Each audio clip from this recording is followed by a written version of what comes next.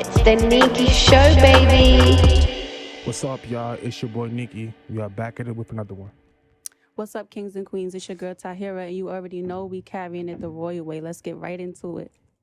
Today we have a special guest on the show. A very, very special guest, okay? Wow, man. Wow. Kevin Riley. Yes, sir. Yes, sir. Kevin Riley is in the building. What's going on, y'all? How y'all feeling today? All right. Good. Good. Happy to have you. I appreciate it, man. This was a conversation we should have had a long time ago, so Definitely. I appreciate coming up here and chatting up with y'all today. Definitely. Yes. Let's get into it. Let's get into it.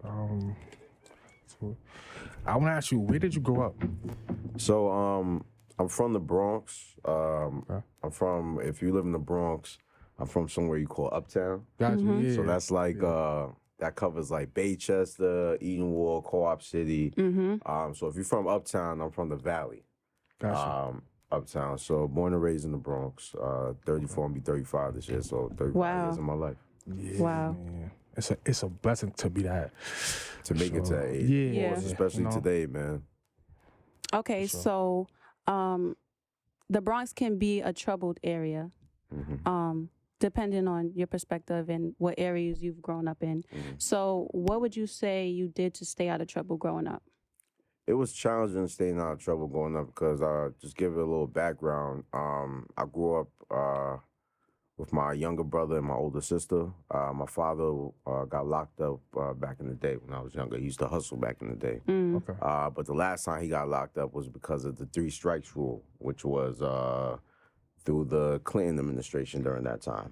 That's when they was trying to lock up a lot of people. Crime was high. Gotcha. So they felt like the 3 strikes rule was the appropriate rule to put out there. And my father, his last encounter with the police, sent him away.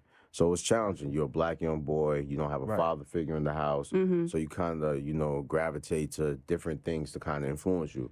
Right. At that time, my mother's Caribbean. She's Jamaican. So, she has like 2 or 3 jobs. Shout out to my Jamaicans. Yeah, shout out to the Jamaicans, man. So she always was working. So my sister, who's 10 years older, so she was like a second mother. But at that time, she was in college. She's figuring out her working situation. So it was me and my brother. So it was challenging. Staying out of trouble was very difficult. I remember the first time I ever got into an altercation or something that kind of pushed me in the wrong direction. I was really young. I was 13. So from that point, it was like really a survival method. Okay. I felt like I had to grow up with. So from, I would say, 13 to 17, my teen years were really, really rough. Gotcha. It was a time where I was trying to figure out myself and So in those times, what did you do to stay out of trouble, though? What was your safe haven? Would you say? I played basketball back in the day, so I used to play for different teams. Shout out to the Wiz Kids, shout out to Coach Muggsy. I used to go to church. I still go to church, but my church, Butler United Methodist Church, had a program on Friday called Youth on Fridays. Okay. So they used to bring the youth there, and I tried to just, stay busy. Gotcha. And that really kept me out of trouble. And I was working. I started working at 14. My first job was at the public library. Wow, you started early. Yeah. So I started working at 14. My first job was a public library. I started with summer youth, and then they kept me after. So I was always working, Gotcha. always, doing something. Staying occupied. Yeah. And how did that intake when your father was going for that? How did that intake on you? How did it change you or? Yeah, I mean, it really, I would say for a majority of my life, I thought I was heading to prison. Just because I saw my father go there. You have to understand, this is the black man in my household that I saw going to prison. I used to visit him all the time. Right. I even made a joke with someone. I was like, the best chicken wings I ever had was from a machine in prison. Wow. They was slamming. My mother used to take me there from a vending machine. But it's funny, but it's sad at the same time because that's how much times I used to go up there and visit him. So my mindset, when if you program, a young black boy like that, Exactly. he's gonna think he's going on the same path. So do you feel like you've subconsciously, along your journey, you have done the opposite? Because you've been saying you've tried, you said you were going to go to jail. So with that in the back of your mind, you could be saying, all right, I'm not going to go this route and I'm going to go the other direction. Correct. And not disappointing my mother, too. 'Cause I know she really worked hard and, losing my father was really challenging. So just not disappointing her and making sure I'm keeping her proud. But there are times where you're confused. You don't know if this is the right thing you're doing. You don't know if you have to be, quote-unquote, masculine or tough. And now I'm about to have a son soon. My third child. Congratulations. Congrats, Thank man. you. In Congrats. July, so I'm trying to be more of a comprehensive man now instead of being a masculine man. But me growing up, I was, really masculine. I was trying to be tough. I wanted to join the gang because I thought that would keep me safe at that time. So you're figuring things out, confused.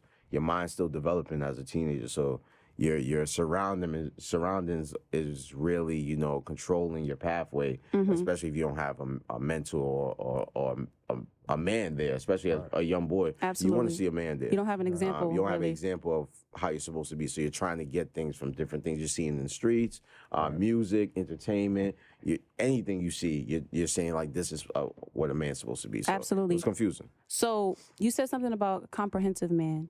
What's the difference between a comprehensive man and a masculine man? Good question. When you think about a man when he's masculine, we're taught to be tough. When you see a child, when you have a young boy, you're like, hey man, young boys don't cry. You're supposed to be tough. You're supposed to get through things. You're supposed to figure it out. And you can see how this plays in the role, especially when it comes with black men. We harbor so much emotions and we don't know how to express ourselves that when we're expressing ourselves, it comes out very aggressively and it comes out the wrong way, negatively. When you're comprehensive, you're able to respond and not react.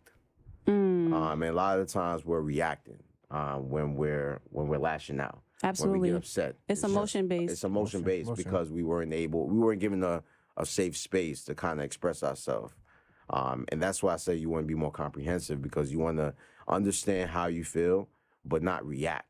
You Absolutely. want to respond to the feeling and making sure that you're taking the best approach to whatever the situation is. And that's why, I'm trying to be more comprehensive instead of masculine because, you're a man. At the end of the day. That's how you were raised. Like, you're a man. You're supposed to be tough. You're supposed to be a provider. You're not supposed to cry. I remember when George Floyd was murdered. Yeah. And during that time, it was just a lot going on. I turned on the TV. I just saw everything was going on. I was just crying. I was sitting down, tears. And my daughter came to me. And she was like, Daddy, why are you crying? And I no words came out my mouth. But my wife, she walked by and she said, oh, Daddy's just sad at what's going on today. But she saw that. Right. So when she grows up, she can understand, like, a man could cry, but a man could also be masculine. A show of weakness. We're not perfect. But it's not weakness. Though. It's a strength to be able to exhibit an emotion. Exactly. How you're feeling at the time. Because when we were younger, we thought it was a weakness. It's not really a weakness. It's a strength for you to actually express yourself. Absolutely. You know what I mean? Like, I could go outside today and see a man and bump into him. Just something that happens in the hood. Right. Bump into a dude or even face fight with a dude and just be like, why? You understand? Like, hey, how you doing, brother? I call people kings and queens. I heard you say kings and queens in the intro. I love calling people kings and queens now because I feel like that's who we are. And it's a reminder. That's how we should carry ourselves. Absolutely. That was dope. I feel like a lot of black men need to take heed to what was just said because a lot of times, you have a lot of things bottled in. And as women, we feel like our emotions are like on a pedestal and we need to be heard and all of these things. But it's important that, the men are heard as well. So. Also, as I'm going to put impact myself inside this, Kevin, as far as like growing up with my mother, as far as like, she was working best what she can to provide for me because my father he's in my life. Now, I love my father, but he was always at work. So he didn't have that much time for me. You know what I'm saying? But my mother always made sure that I was okay. Working 2 or 3 jobs just to make it so we could have a living. And the thing about us as men, like even you saying your father, like our fathers had fathers. They had fathers. Exactly. So this is generational trauma that we're passing from generation to generation. When you think of your father like just working, that's what he thought. Yeah. Just work. That's the complete man in the household. You had to provide. Exactly. Like even now, as me being a father, which is one of the dopest things ever that could have happened to me. But me being a dad, I'm able to have so much time and spend time with my children. And I realized that when people say, "Oh, how much money do you need to have to be a father?" I'm like, money's not really it. It's really time. You really need time. And I guess money is it because if you have enough money, you have enough time. Right. But time is important. That's the most important thing you give your children because your children isn't gonna remember that pair of sneakers you bought them, or you dressing them up in that Burberry outfit for a picture day or whatever. Exactly. But you know what they will remember? That's how- The fact that when they brought the picture home, you were so excited. Or you the showed up to time- that baseball game or that the basketball game. you showed up to, you taking them out every Sunday after church to go to breakfast. They're gonna remember that time, and that's the most important thing. And as a parent. it's even like growing up as far as like even like being a parent, you know, like your kids can actually go in the past and be like, damn, like I remember when I was at a certain age and like it was although who was a major influence you as a kid?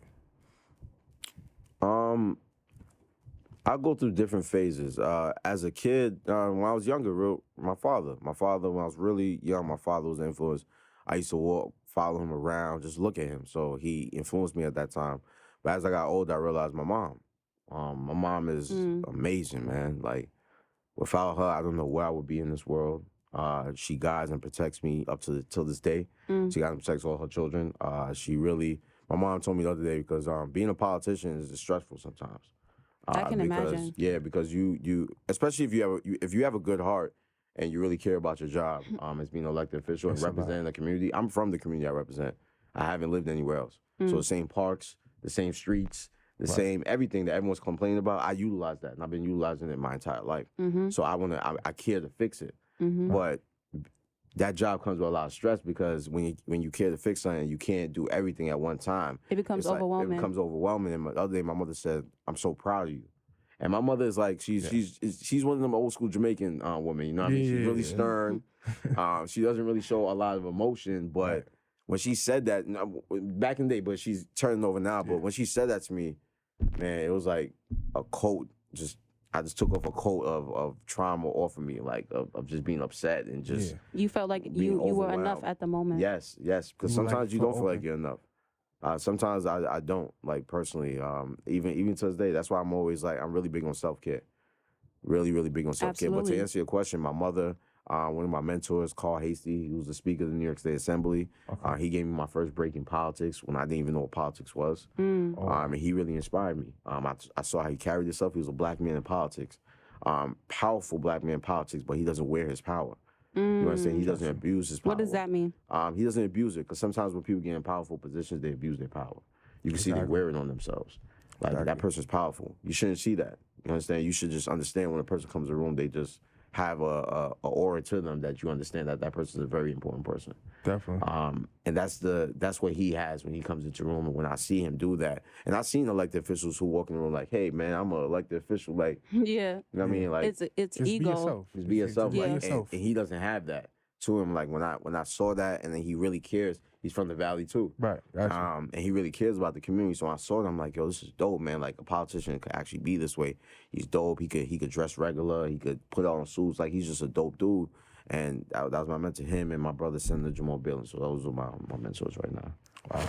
That's fire. Essentially, it's your heart that speaks more volumes than a position. Because titles and things, you know, it's cool to have a title, but at the end of the day, it's your impact on the people. Correct. So you could lose your title any minute too.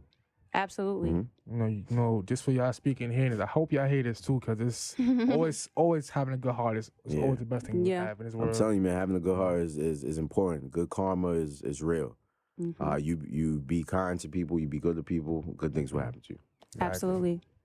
Okay, so growing up, I know you're a councilman now. Yeah. But did you have a passion for anything else? Well, not really. I didn't really know what I wanted to be growing up. You know, your parents would tell you to be a doctor or lawyer. So when I was younger, I wanted to be a doctor. When I went to college, I wanted to be a lawyer. My mother really wants me a lawyer. She still. The other day we in the bank. I'm sorry to bring up these stories, but the other day we in the bank and she was talking to the teller. She's like, "Yeah, he's a politician, but I wanted to be a lawyer." I'm like, "Damn, I'm not good enough." But it was just a joke. But I wanted to be a lawyer, and I went to get my bachelor's in politics, economics, and society. We changed the society to law, and that's how I ended up in politics. But I would say in my heart, I wanted to be an actor growing up. Really?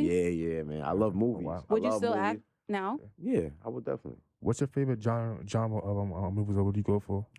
I like hood classics. That's me, What man. kind? What kind? What Like kind? Boys in the Hood. Yeah. Two could play that game. Belly. Belly. My second favorite movie of all time is Baby Boy. Baby My Boy. first favorite That's my movie is first. Titanic, though. So it's two different. That's two different movies, genres, Two for different sure. genres of Yeah. movies. But I really love hood classics. Yeah. You grew up on them. Titanic is amazing. Yeah, Titanic's a classic. Yeah, I cry every amazing. time. It's a classic. Every time. Yeah. Everyone always laughs when I say that Titanic is my favorite. Yeah. Like, really? No, it's a good movie. It's a good movie. Definitely an actor. I would definitely been an actor. So if there's any roles out there, please let me know. How do you feel the rising crime is affecting in New York City?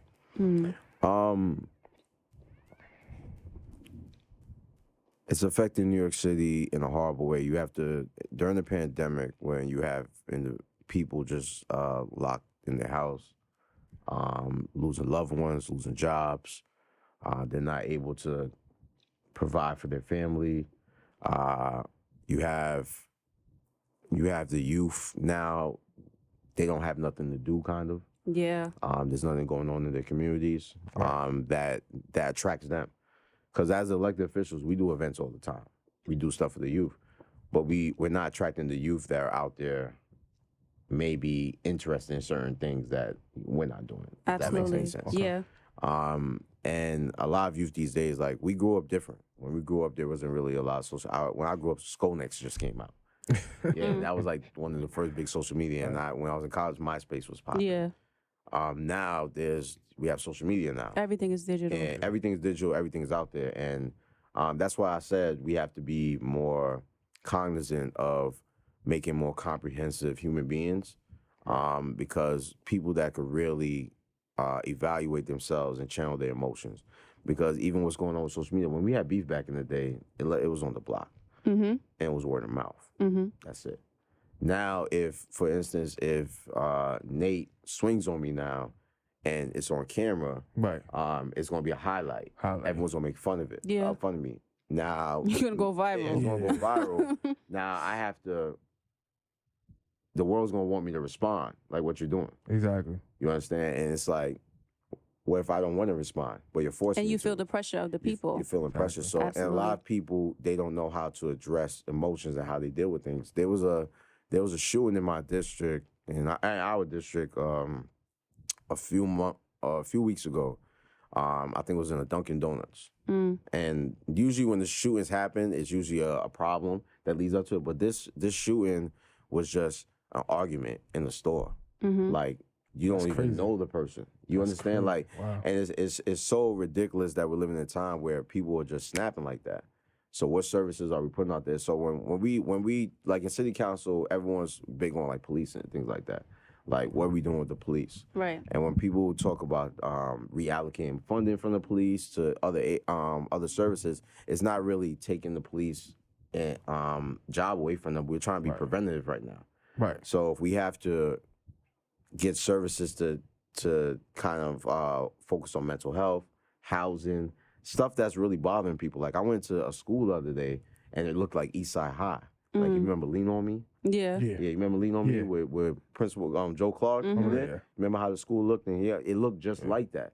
So when you have an environment like that in your community, how are the kids feeling excited to learn? There's no school spirit in there.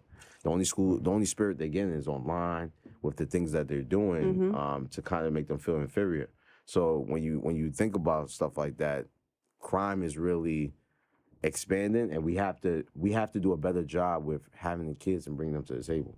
Because if we're having the conversation amongst ourselves, we don't know what these children want. We have to bring them to the table. And in addition to that, I feel like even like it all starts at home too. You know, like it starts with the parents. It does. Right. You know, And I sometimes feel, the parents aren't necessarily equipped. So sometimes, parents need help with learning certain adapting new behaviors, and also addressing certain trauma so that they can, teach the children a better route. Yeah. Exactly. Yeah, because you have the way we were raised is different now. Yeah, it's way different. Yeah, because when you were raised, your neighbor could have saw you and to discipline you. Yeah. Right. Now you have children talking back. at a young Or age. calling cops. Or calling cops. hitting their own mother. Yeah, and Like- those things don't, and you should never abuse a child. But there has to be a form of, but there has to be some form of discipline. Absolutely. Because a child needs to know that they can't do these things without facing consequences in life. Exactly. You understand? Exactly. Okay, so I have this article here, and I'm going to read it for you, and then I'd like some feedback. Sure. Here we go. A mumbling lone gunman in reflective vest and a gas mask threw smoke bombs into a subway car in Brooklyn and then began shooting at the height of the morning rush, with the manhunt continuing into the evening as new details emerge in the probe. None of the injuries were considered life-threatening. Authorities said a magazine jammed in the gun, which possibly saved lives. So, I know you're aware of this situation. Correct. It's, crazy times that we're in. How do you feel about what happened on the train that day? I have a bunch of feelings. I was really drained when I heard about this story. If you could just think about, like, the train is a public space where everybody goes. You get from point A to point B. Exactly. You don't know who's in the train. You don't know what they have on their possession. To just think about an individual going on a train, throwing gas, and then taking out a gun and shooting people. It's draining. It's scary. I was upset when I found out about it. I actually went online and somebody I went to school with, she usually takes the train during that time, that same exact train. Oh, wow. She missed it. No, excuse me, she took it earlier. She got on the earlier train, so she wasn't on that train. So she was just talking about, and she just had a baby. So Wow. it's like, I was upset because when you're seeing stuff like that, it's like, oh my gosh, if she was on that train, I would have been so like heated, and it's just overwhelming. And that's why I say we have to have these services for people. Absolutely. Because prior to that, you could see that he was having a breakdown. He was just tweeting a lot of stuff. He wanted people to be hurt. If there are services out there that could actually find out when things like that are happening, you're able to provide those services for those people, we could prevent that from happening. Yeah. Right. Also, the police in the subway. The mayor wanted to put more police in the subway, which is something that some people want because they feel safer when they see police officers there. It just has to be a different approach. What type of approach we're putting in? Because I did see a video of police officers being in the subway, but they were like ticketing vendors, people selling the people selling food to support their family, when they could have been, providing some safety, handing out some tips. If you see something, contact this number. You know what I mean? There are people out there that need help. Absolutely. And our job is to help them out. If we're all human beings. Like, we live here with everybody. Our job is to help out people as much as possible, especially as an elected official. That was a draining story. I'm disappointed that happened. I'm happy that it wasn't no fatalities. Right. I'm really, really Thank God for that. yeah, I'm really happy that there were a lot of civilians that were able to point the man out too. Right. I know that guy Zach, who's an immigrant, who's somebody who cared about people in his community. He helped find that guy too. So salute to Zach as well. Yes. And also, I feel like, even like going on the train, people are scared on the train now, like, Yeah. 'cause it's Yeah, not- most definitely. The aftermath. yeah. You never know what's It's going to like happen. trauma. You never know now. So It's traumatic. Trauma's real, man. Like, people don't really realize that. definitely, like, even like going back home, you know what I'm saying? Like, you just never know what's people having a bad day, a bad morning. You just never know. The best part of my life right now is getting home. Yeah. I look forward to getting home, sitting, reading the story to my children, Right. sitting on my couch, watching News 12 over and over again. But I enjoy that because I made it home. Safe. Safe. Yep. I barely go out now. You want to find me? Catch me at my house. I'll be right there on the couch. Exactly. Okay. What are your duties as a councilman? So, New York City council member's duties are having oversight over city agencies like NYPD, FDNY, Department of Sanitation. Okay. Implementing resolutions or local laws. We just implemented a local law yesterday, introduced with Councilmember Tiffany Caban, local law to improve the domestic violence resources system. Okay. So creating a portal where you could get all, not just domestic violence, any survivors, you could go to this portal and get all the information that you need, which is something that is beneficial because usually when survivors are trying to get information, they have to go from Brooklyn to the Bronx to Queens. Like, just it's too much. Yeah. Keep everything in the Bronx. So they could get everything right there. And also, we do hearings for different committees. I'm the chair of zoning and franchises. So usually when a community wants to be rezoned, so if developers want to come and add high rises to a community and things like that, they will want to like rezone the area. I'm the chair of that committee as well. But our job is to represent our community. That's our main job, the best way possible, and to make sure that we're addressing the quality of life issues in the districts that we're representing. And I also want to say thank you for contributing to the community as well. Oh, I appreciate it, man. I try my best. Absolutely. Try my best. Okay, I know you have a lot of people that may look up to you. I consider you to be a very noble person. Thank you. So what would you tell a viewer who wants to be a future councilman or a representative for the community? What would you tell them? Make sure you're doing it from the right place. It's coming from the right place in your heart. Usually when people get into politics, it's usually for the wrong reasons. When you want to become an elected official, you want to make sure that you actually care about the community that you're representing. And if you care about the community you're representing, the job will come easy for you because you're representing from a place of love because you love the district that you're actually. Good heart. Absolutely. Good heart. So I would say make sure it's coming from a place that's positive. Make sure you have a good heart. Make sure you believe in yourself. There's even me. I come into city council. I'm not a career politician.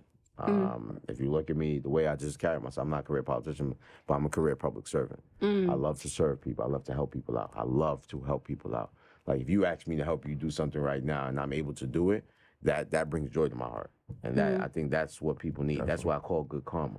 Because that good Absolutely. karma will come back to me because you That's help what you one gave person, out. it will come back to you Absolutely. twice full. So just have a good heart. Make sure you actually care about the people that you're representing. And yeah, that's why. And honestly, one more thing to that cup of tea you just put this there. I appreciate you for supporting this podcast. Yeah. From day one. From seeing it to grow to what it is now. Yeah. And I'm we're glad to have you here as well. Absolutely. Yeah, this is I think podcasts is a dope because it gives Dialogue. Yeah, it gives good dialogue. You get to hear where people came from, their Right. stories. Exactly. Stories are important. Gravity. You get to understand and get to work with people better. Absolutely. Exactly. Okay, so let's ask a fun question. Sure. You're pretty young. You said you're 34. 34. So what are some things you do for fun in your position? Because, some people might say, oh, he's a councilman. He doesn't have any fun. But I what have do a you... lot of fun. Okay. I interact with the youth a lot. Okay. In my position. I usually dress down like this all the time. So you like to dress? That's like I worked in retail. Okay. Prior to me going in government, so I'm really big into fashion, really big into sneakers. A fitness junkie. Love to work out. Recently just started playing ball again, so that's kind of my way to connect with some of the youth in the district. Sometime I'll be at the YMCA. We just added the YMCA to our district. It's the second YMCA in the Bronx. Brooklyn has like 8 in the Bronx, the second YMCA in the Bronx. But usually I go over there, play ball with them, and then tell them I'm the council member after, and they're like, get out of here, you ain't no council member. But just having a good time, man. Just finding time to indulge in some self-care. I really think that's important if you're going to be good for anybody else. So fitness junkie, spending time with my kids. I was a founding member of an organization, nationwide organization called the Dad Gang. Okay. So a lot of times when I'm not doing my council work, I usually do some Dad Gang work. And what exactly is that? So the Dad Gang was founded 5 years ago by my fraternity brother, Sean Williams. I'm a brother of Kappa Alpha Psi Fraternity Incorporated. Sean Williams, who's my fraternity brother, started this organization 5 years ago. He was in a supermarket, and this white lady came to him and said, I'm happy you stuck around. And he was like, hey, man, I know a lot of, black men, men of color who are in their children's lives because the back stigma that men don't, are deadbeats. Black men are deadbeats, deadbeat fathers. So what we did, we started putting up positive imagery of black fathers. And we started realizing that we were creating a space for black men to heal and become better fathers. A lot of us never had our fathers around. A lot of our fathers didn't know how to become fathers themselves, like we talked about them just providing. So this was a way that we could kind of create a safe space for black men to become better fathers, because that's what we need right now, especially with our children too. Absolutely. We need them to have their parents in their lives, not just a parent. One. They need their Both of them. parents Both in their of them. lives. That's important.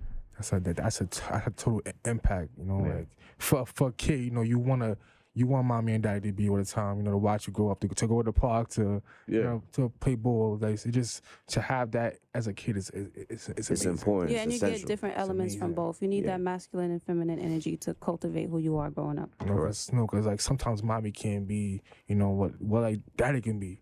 Absolutely. Yeah, that's true.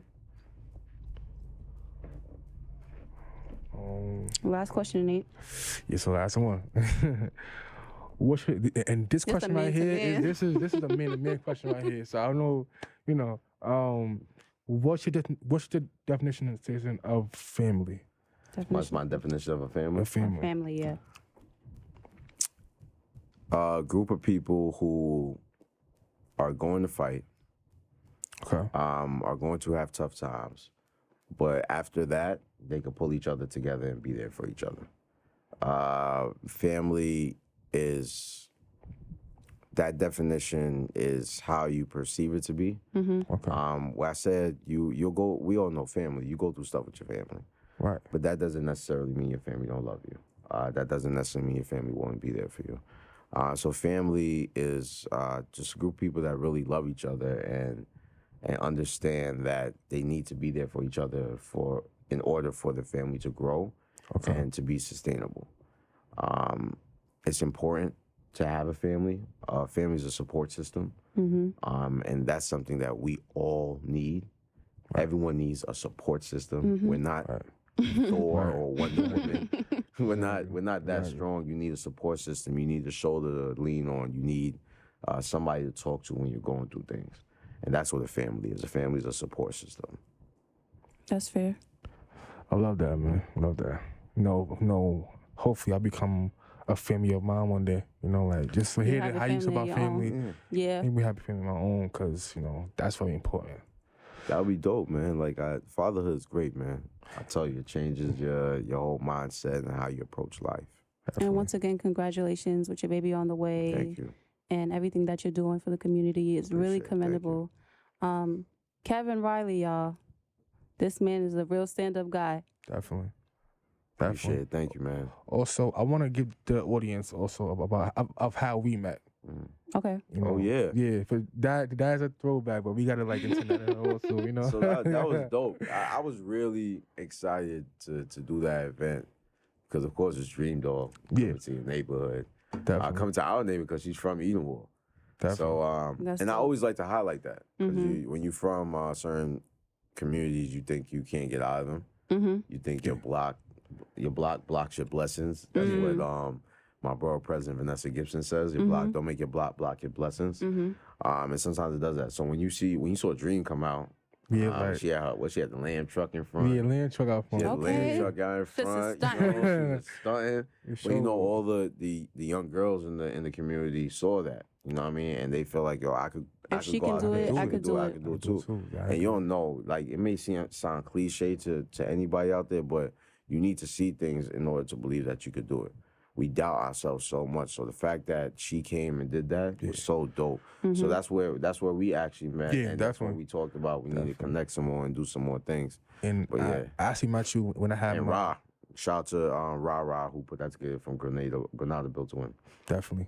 Also, I actually met you with my camera. Yeah. I'm also a photographer. Also, so even in our vicinity doing photography, I've come across people like you yourself, and it's amazing to come across people like you because you just never know who you're gonna meet. Yeah. You know? So that's true.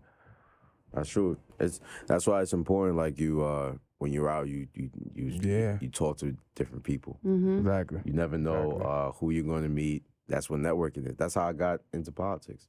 I met a brother in my fraternity at Nationals. He introduced me to Carl. That's how I got into politics. But people told me not to speak to that brother. He was like, "Oh, don't speak to him. Let's go have some fun." So from that time, I always learned never to listen to people. That's number one. Like, I don't talk to that person. Like, I make that own judgment myself. Yeah. And I have a conversation with that person. And it's important to network. Go different places. I live by a motto: be comfortable with being uncomfortable in order to remain comfortable. I like live and die by that because usually when you're comfortable, you become complacent. You don't. You think that's all there is? Yeah, that's it. You don't want any more. Exactly. But when you're uncomfortable, it's like you're reaching for more. You're reaching for more. You need some water. You know what I mean? Like you're dehydrated, or you're trying to get out the mud. Like you want to make sure that your mindset is I'm uncomfortable, so I can remain comfortable. And that's like how I kind of live, like on an everyday basis. Yeah, that's Fire. deep. That's deep. That's an amazing story. It's amazing. Thank you. That's amazing story, and I'm glad that we had you on this show. I appreciate it. You know? Listen, maybe I have you in one of my video shoots. I'm a singer and a songwriter. So you said you like to act? Oh, I would love that, man. I got you. I would love that. That would be dope. I would love that. Okay. Kevin Riley, y'all. It was a pleasure having you on. And this is episode 3. We out of here. All right. See ya. Peace.